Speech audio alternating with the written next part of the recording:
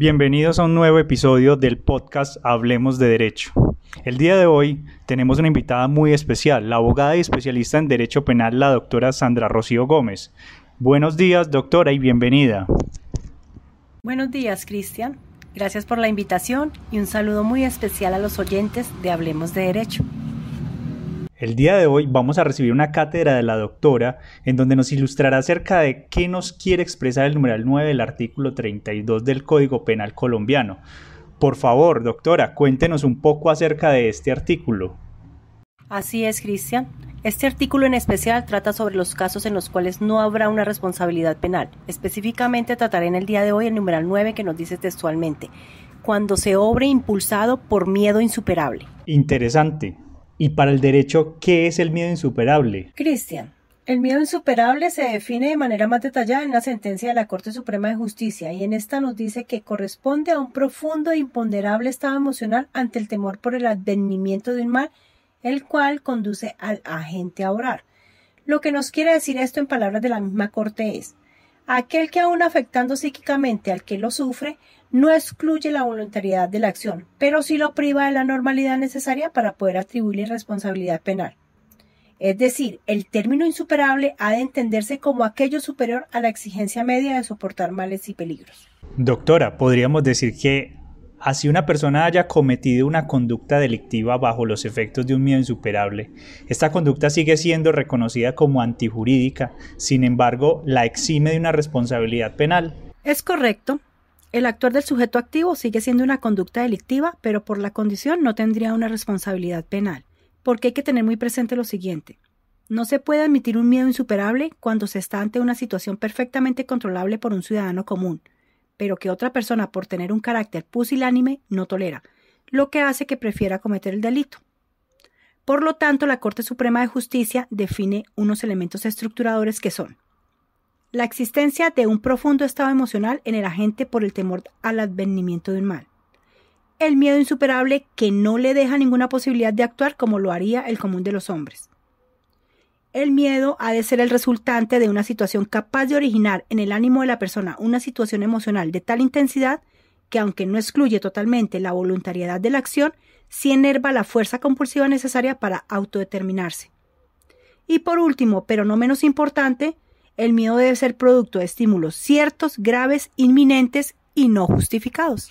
Demasiado interesante todo esto. Yo creo que nos queda claro el tema con su magistral explicación. Sin embargo, a nuestros oyentes les gustaría escuchar algunos casos en los cuales se haya o no reconocido el miedo insuperable. Por supuesto, Cristian.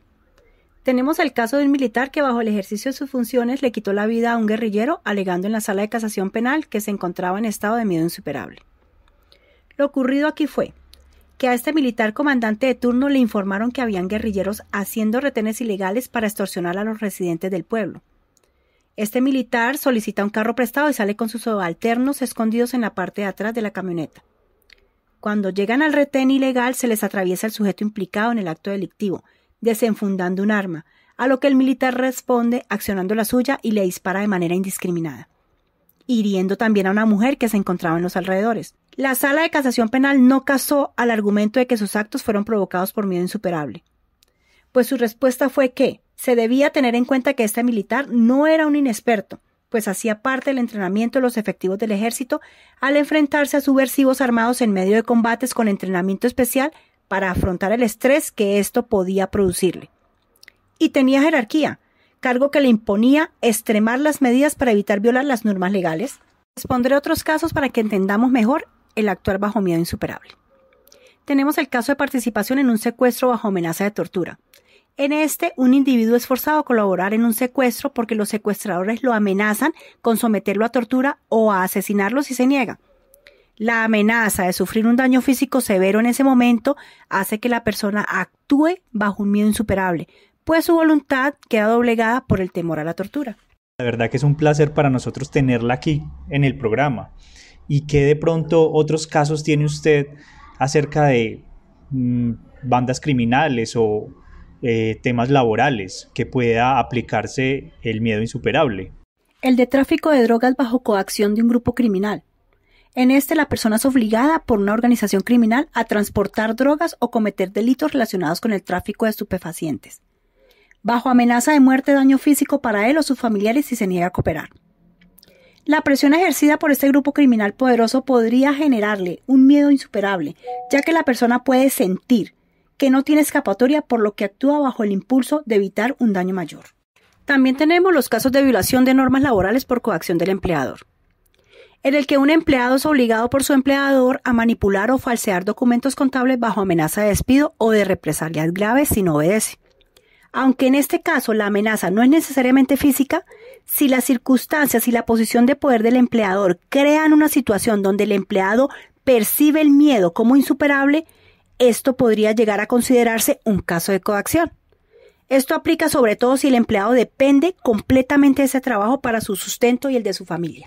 Le damos las gracias a la doctora Sandra Gómez por su participación en el podcast Hablemos de Derecho. Tiene nuestros micrófonos abiertos y a su disposición y esperamos volver a contar con usted en una próxima oportunidad. Muchas gracias. Cristian, muchas gracias a ustedes por la invitación y hasta una próxima oportunidad para que hablemos de derecho.